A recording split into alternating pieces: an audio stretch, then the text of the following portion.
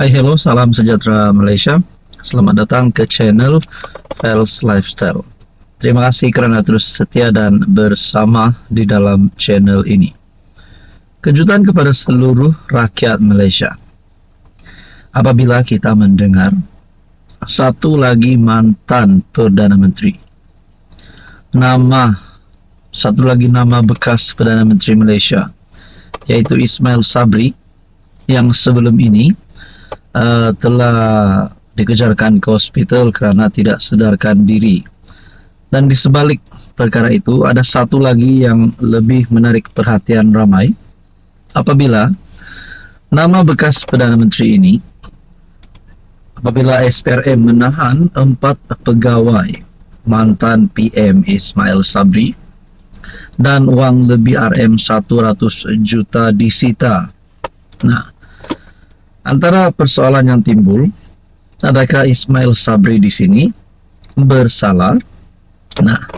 SPRM menyita wang tunai lebih 100 juta bersamaan dengan 30,3 juta dolar yang disyaki ada kaitan dengan dana politik menyusuli penahanan 4 bekas pegawai kepada mantan PM Datuk Seri Ismail Sabri Yaakob.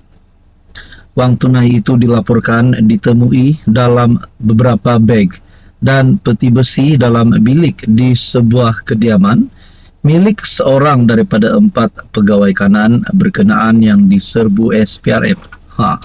Ini pasti satu serbuan mengejutkan.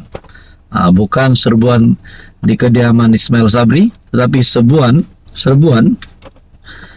terhadap di mana wang itu dilaporkan ditemui dalam beg dan juga peti besi dalam bilik di sebuah kediaman milik seorang daripada 4 pegawai kanan berkenaan yang diserbu SPRM. Penyiasat SPRM turut merampas dokumen, barang kemas dan peranti elektronik ketika melakukan serbuan terhadap kediaman itu. Serbuan terbabit dijalankan SPRM menyusuli siasatan berterusan dan pemantauan selama beberapa bulan berkaitan dakwaan salah guna kuasa dan pengubahan wang haram membabitkan bekas pegawai kanan berkenaan. Di sebalik isu ini, saudara-saudara, saya telah melihat dalam media sosial ada satu tajuk berita yang berkata rahsia panas perompak PM9 merompak RM700 juta duit rakyat. Berkaitan dengan tajuk berita ini, saya tidak mahu komen panjang.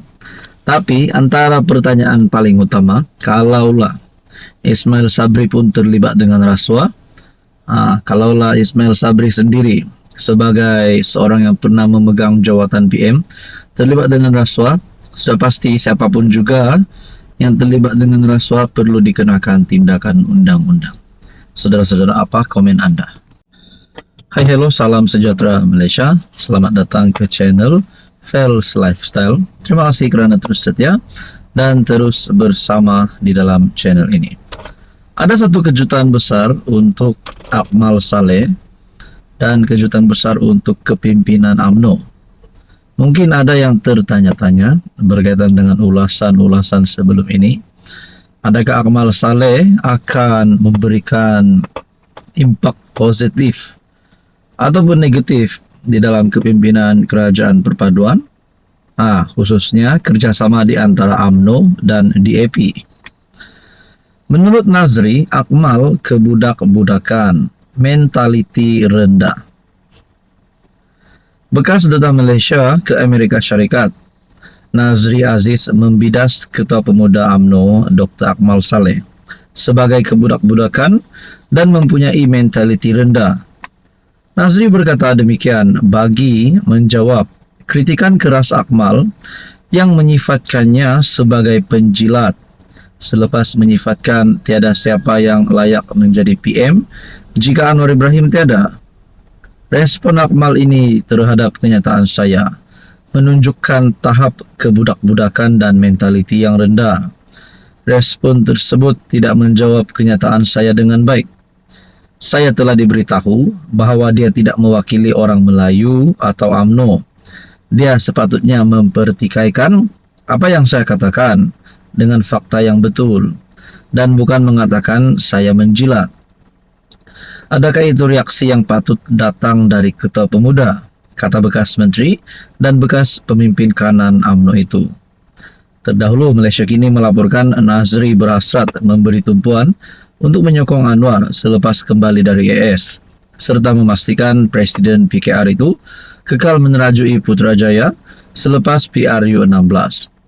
Ketika ditanya jika kebimbangannya mengenai ketiadaan calon pengganti Anwar turut merangkumi UMNO, Nazri membalas dengan sinis, "Boleh. Kamu beritahu saya siapa? Akmal, kamu beritahu saya siapa?" Nazri turut menyindir Akmal dengan mengatakan dia hanya mewakili 1/4 daripada 4 sayap UMNO. Justru pandangannya mengenai pelbagai isu tidak boleh dianggap sebagai suara majoriti. Dalam kenyataan membalas, Akmal berkata, pemuda UMNO bukan penjilat mencari makanan. Nazri bagaimanapun berkata, jika benar dia menjilat, UMNO yang akan mendapat faedah, termasuk Akmal sendiri sebagai exco Kerajaan Melaka. Adakah di sini Akmal Saleh dan mungkin ada pemimpin UMNO di luar sana yang tidak puas hati dengan kenyataan Nazri bahwa beliau ini berhasrat untuk melihat Anwar terus menerajui Putrajaya sehingga PRU16 nanti?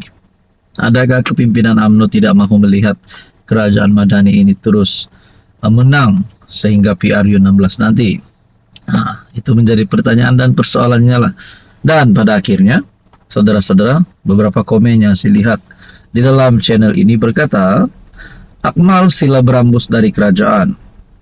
Ada berkata, betulkah Akmal keluar dari UMNO? Ada yang kata, eloklah keluar, semak.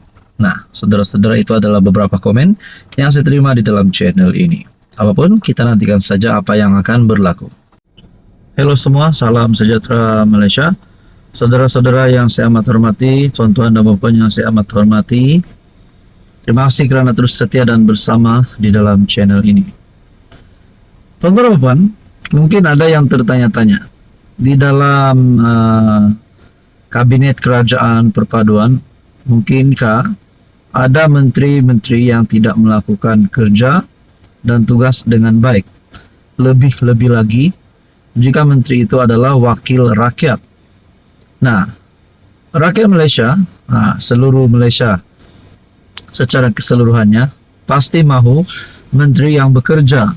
Jadi mungkinkah ada menteri di dalam kabinet hari ini yang tidak melakukan kerja dengan baik, yang tidak mempunyai prestasi yang baik, perlu digugurkan? Nah, ini adalah satu pengakuan Anwar Ibrahim. Prestasi kabinet Anwar akui tak semua sempurna. Jemaah menteri menerima baik sebarang teguran serta kritikan berhubung prestasi mereka dan akan mengambil langkah memperbaikinya, kata Perdana Menteri.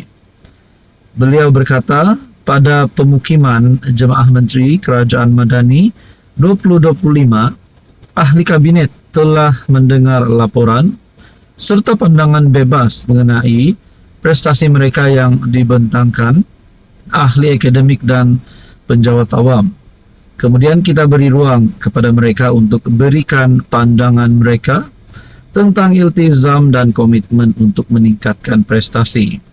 Setakat ini saya tidak mengatakan semuanya sempurna, tetapi prestasi jemaah menteri membanggakan kerana mereka ambil serius teguran yang mereka terima dan mengambil langkah-langkah yang perlu untuk memperbaiki prestasi, katanya. Beliau berkata demikian pada sidang media berhubung permukiman Jemaah Menteri Kerajaan Madani 2025.